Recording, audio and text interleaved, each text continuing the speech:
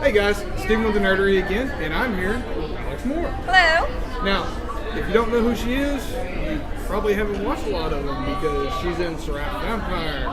She is bouncing a ton of characters. I did not realize how many you've actually done. I know, it's kind of a surprise for me too. It's like, oh, they all just kind of pop up all at once sometimes. Now, I've been kind of asking pretty general questions. What's your favorite character to have? Let's see. I mean, they're all, Amama, they're all my favorite, right? I would probably say Susanoo from Devil is a Part-Timer is my favorite because she was my first big role that I played. So getting able to learn the voice acting process was a real challenge for me, and learning everything as I go, and doing this voice for probably about a month and a half. Wow, now did you stay just doing it outside too? I'm sorry? Did you stay doing it outside of the booth too? So the voice to maintain it? No, you could tell when I would get tired because Christopher Bevins, the director's like, Alex, you're going back down again. I'm like, Oh, I'm sorry, I'll get back up. So I kind of had to remind myself every once in a while. I was like, what did I sound like today? Right, okay. Now, what about Lord's Marksman? How did you enjoy doing that? Lord Marksman and Vanitas. That was directed by Caitlin Glass, which was very fun. It's this high fantasy, real, almost a harem show. I played Limalicia on that one. She's the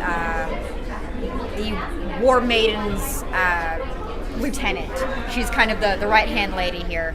And she's kind of also her escort, her keeper, because Lady Eleonora really likes to get in trouble and be very flirty. And Limalicia's like, ma'am, we need to focus on what we're doing. Can you stop, please? I'm serious. Okay, fine, go flirt. I don't do it, whatever. You're not gonna listen to me. So it was really fun being able to play this kind of like Xeno warrior princess, the stance in the booth was very here most of the time. You bring the voice down and just having a grand old time with it. Now, I've asked everybody, as you play all these characters, do you feel like you bring someone home? I do. I see myself in every character I play.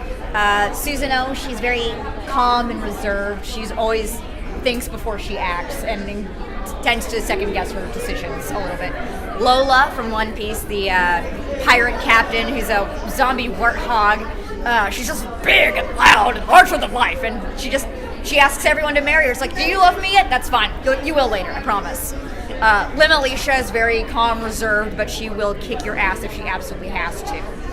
Flora Corona from Fairy Tail. She's just the crazy redhead. I wonder where they got that one. And time-casting. And also Mitsuba on Seraph of the End. She's a little firecracker. She's this little blonde thing, but she understands the importance of being in formation and how a team is supposed to work, or else everyone dies.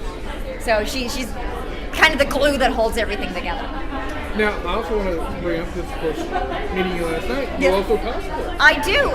You saw me in Mary Poppins. I did, and it was absolutely awesome. And I actually got the video of y'all in there dancing as well. Oh, you did? Oh, God. Yeah, that will be posted. Lovely.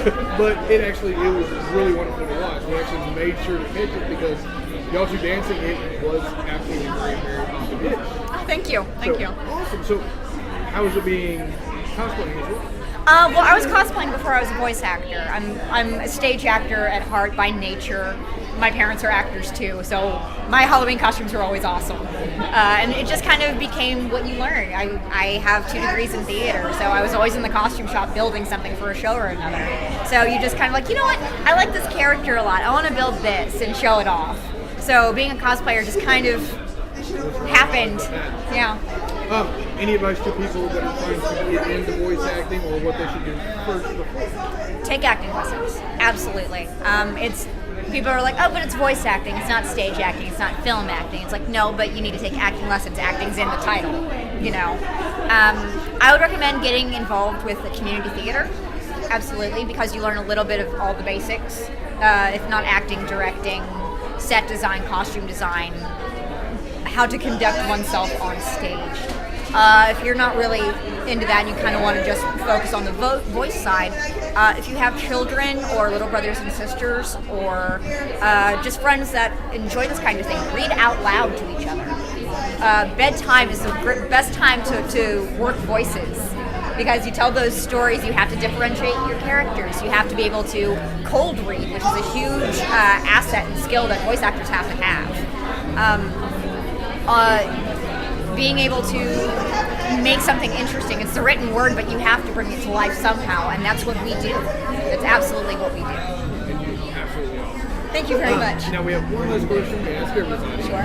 Which is, what is your definition of a nerd? Being passionate about anything.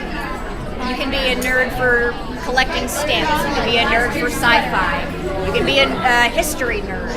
It's whatever drives you, whatever makes you happy to enjoy it. I think that's a nerd. Appreciate you. Absolutely. Thank you for having me on. Later, guys.